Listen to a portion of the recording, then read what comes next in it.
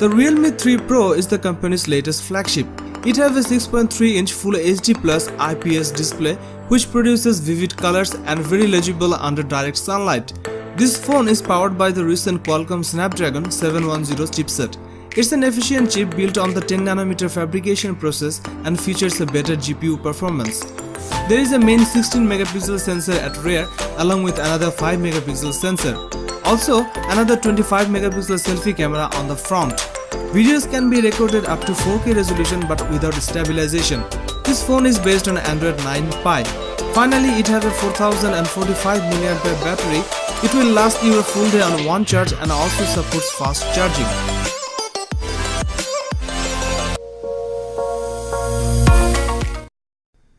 The Honorton Lite is the latest in a recent wave of mid-range smartphones that look like flagships.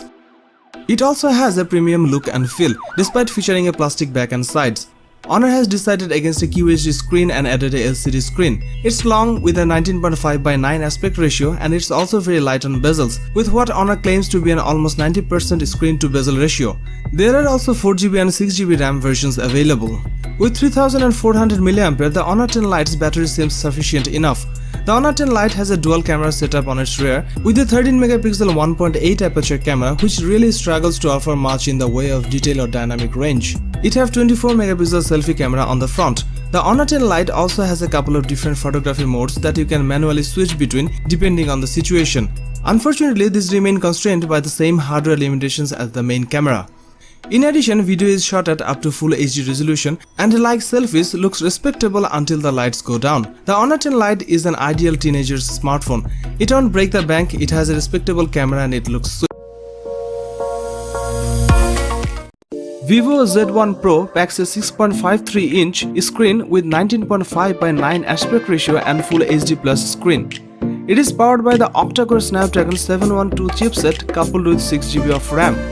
The phone has a 32-megapixel in-display selfie camera. The phone has a triple rear camera sensor which includes a 16-megapixel camera and an 8-megapixel camera and another 2-megapixel depth sensor. This device runs FunTouch 9 based on Android 9.0 Pie. The phone is backed by a 5000 mAh battery along with 18W of fast charging support.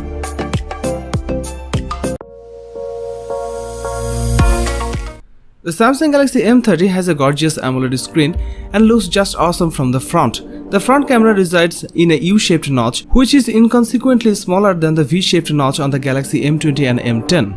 The Galaxy M30 has the same Exynos 7904 chipset that we see on Samsung Galaxy M20 and Galaxy A30.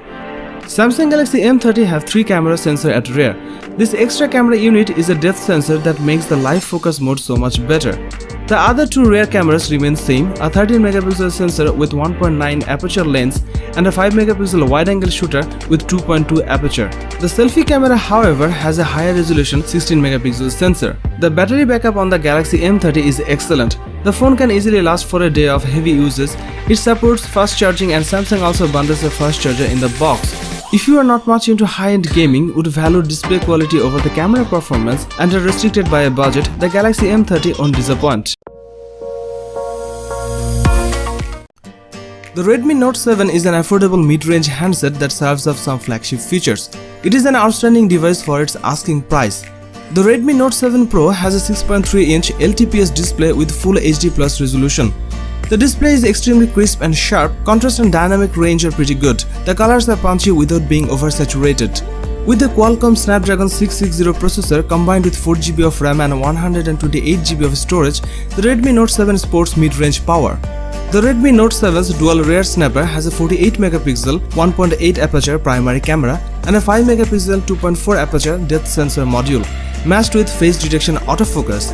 As for the 13-megapixel 2.2 aperture selfie camera, daytime shots look good although dynamic range struggles with backlit scenes. Video is recorded at up to Full HD resolution and captures a superb level of detail, especially in good light. The Redmi Note 7 is an excellent all-rounder. It offers superb value with its solid build, great screen, smooth UI and impressive camera and battery life.